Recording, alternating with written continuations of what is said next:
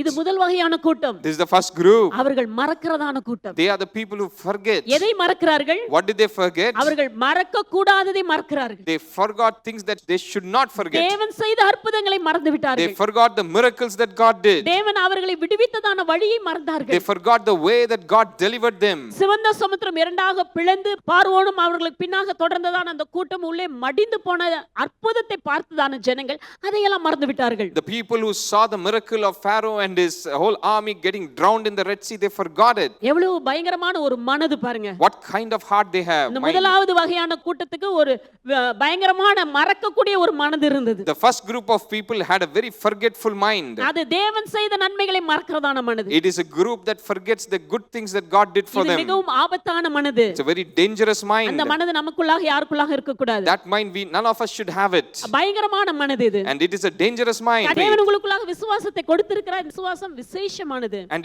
God has given us faith, and this faith is precious. அந்த விசுவாசத்தை நம்ம என்ன பண்ண கூடாது? ஒரு மூலையில போட்டுட்டு திரும்பவும் நம்முடைய மனது சொல்கிறதையே கேட்டு கேட்டு அதின்படி நாம் நடக்க கூடாது. We should not put this faith in a corner and walk by a mind. ஆகவே தான் அந்த ஜனங்கள் செய்ததான தவறு அதுதான். That is the mistake the people did.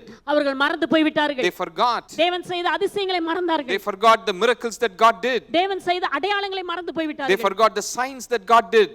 அதையெல்லாம் அவர்கள் மறந்துவிட்டு அவர்கள் புலம்ப ஆரம்பித்து விட்டார்கள். Forgetting all these things, they start murmuring. விசுவாசம் இல்லாவிட்டா அழுகை தான் வரும். If you don't have faith, you will cry. தேவனுடைய வார்த்தையை நம்ம நம்பலனா ஏதோ ஒன்னு நம்ம செய்யணும். ஒன்னு சிரிக்கணும் இல்லனா அழுகணும். If you don't believe in the word, either you cry or you will be laughing. ஏனா இரண்டில ஏதோ ஒரு எமோஷன் நமக்குள்ள இருக்க தான செய்யும். Either of these emotion you will have. எந்த சூழ்நிலை நம்ம வாழ்க்கையில வந்தாலும் நம்ம ஏதோ ஒன்னு செய்வோம். ஒன்னு பயப்படுவோம்.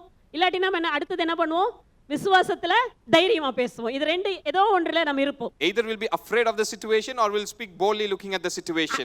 இன்றைக்கு நம்ம கற்றுக்கொள்கிற பாடம் என்ன? What is the lesson that we learn today? நாம் அந்த ஜனங்களை போல நம்ம இருக்க கூடாது. We should not be like the people. அவர்கள் என்ன செய்தார்கள்? அவர்கள் அழுது கொண்டிருந்தார்கள். They were crying.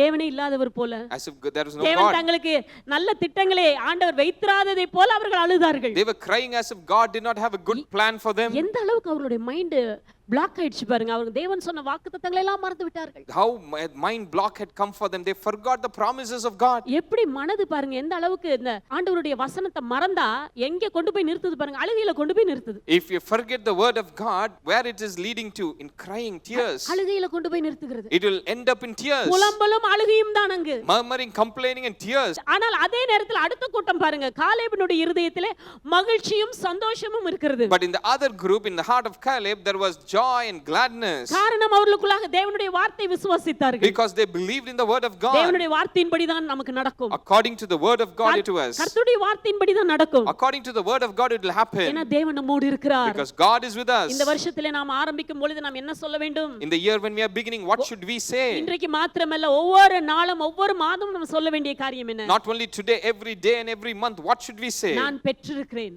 I have received it. நான் பெற்றிருக்கிறேன். தேவனிடத்திலிருந்து பெற்றிருக்கிறேன். I have received it from God. நான் விசேஷமானவன் தேவனுக்கு. I am special in the sight of God. ஆகவே தேவன் எனக்கு விசேஷமான விசுவாசத்தை எனக்கு தந்திருக்கிறார். So God has given me a special precious faith. திரும்ப சொல்லுமா, நான் தேவனுடைய பார்வையில் விசேஷமானவன். I am precious in the sight of God. ஆகவே தேவன் எனக்கு விசேஷமான விசுவாசத்தை எனக்குள்ளாக அவர் ஆரம்பித்திருக்கிறார். So God has begun a precious faith in me. விசுவாசத்தை துவங்குகிறவரும் முடிக்கிறவரும் அவரே. He is the author and the finisher of our faith. அவர் நமக்குள்ளாக விசேஷமான விசுவாசத்தை கொடுத்து விசுவாச பாதையிலே நீ நடந்து உனக்காக நான் வைத்திருக்கிறதான ஆச்சரியமான அனுகூலத்தை நீ பெற்று வாக்குத்தத்தங்களை எல்லாம் சுதந்தரித்துக்கொள் என்று நமக்கு ஆண்டவர் என்ன கொடுத்திருக்கிறாரு? அருமையான விசுவாசத்தை நமக்கு கொடுத்து துவக்கி இருக்கிறார். And God has initiated our journey by giving us the precious faith and giving us the marvelous help.